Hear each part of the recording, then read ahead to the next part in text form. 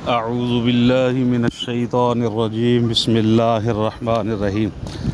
तमाम दोस्त अहबाब नूं अस्सलामु अलैकुम रहमतुल्लाहि व बरकातुहू। तमाम दोस्त अहबाब नूं इल्म है यह साडी मरकज़ी जामिया मस्जिद शान मुस्तफ़ा सल्लल्लाहु तआला वसल्लम की दूसरी छत के हवाले दे नाल तकरीबन रमज़ान शरीफ तो काम शुरू है। इट्टां वगैरह आईयां, तमीर हुई, हुण अल्हम्दुलिल्लाह ये तकरीबन शटरिंग मुकम्मल हो गई। एक हिस्सा तकरीबन ये रह गया शटरिंग मुकम्मल होने च। तो ये वास्ते ये अमल है कि हुण तकरीबन मैक्सीमम ये लेंटर ते तकरीबन 25 लाख रुपया खर्चा जिहड़ा वो आ रहा है।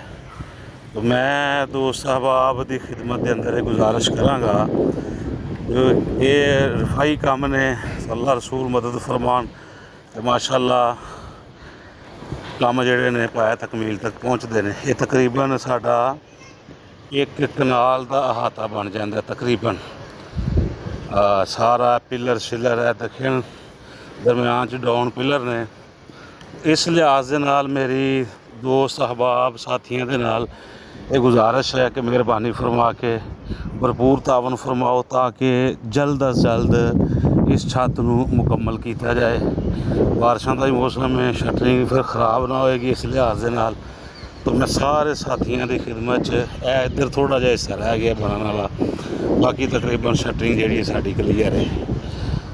तो मेरे दोस्त बरूने मुल्क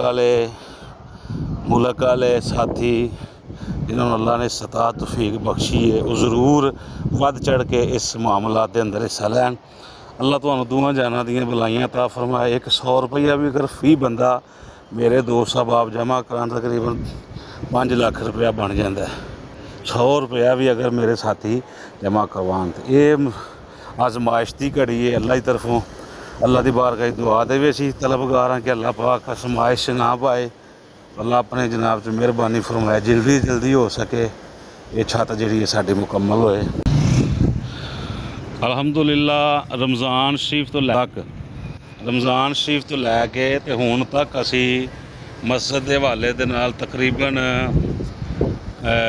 20 लाख रुपए की असां इट सटाई है। 20 लाख रुपए की इट सटाई रमज़ान शरीफ के अंदर, जिहदे नाल इहदी तमीरात जिहड़ी है मुकम्मल हुई।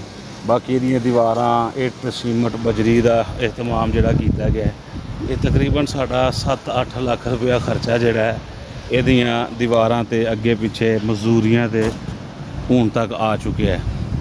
तो अगों भी तकरीबन साढ़े कोल अमाउंट सी वो तकरीबन काफ़ी खर्च हो चुकी। उधर छत मुकम्मल नहीं होंदी। छत मुकम्मल होने वास्ते कम अज़ कम साढ़े कोल इस टाइम 15 तो 20 लाख रुपये की अशद ज़रूरत है। तो सारे दोस्त अगर तावन फरमान तो कोई मुश्किल नहीं। मेरी तुहाडे अगे इल्तजा है, अर्ज़ है, दरखास्त है, वध चढ़ के दोस्त साहब आप तावन फरमाओ। बहुत शुक्रिया। अस्सलामु अलैकुम रहमतुल्लाहि व बरकातुहू। इस हवाले नाल मैं फिर तुहाडा शुक्रिया अदा कराँगा दोस्त साहब आप दा। ज़रूर मेहरबानी फरमाना मेरी इस आवाज़ नूं अपने दिल ते लिखो और मकसद दे नाल ज़्यादा से ज़्यादा तावन फरमाओ।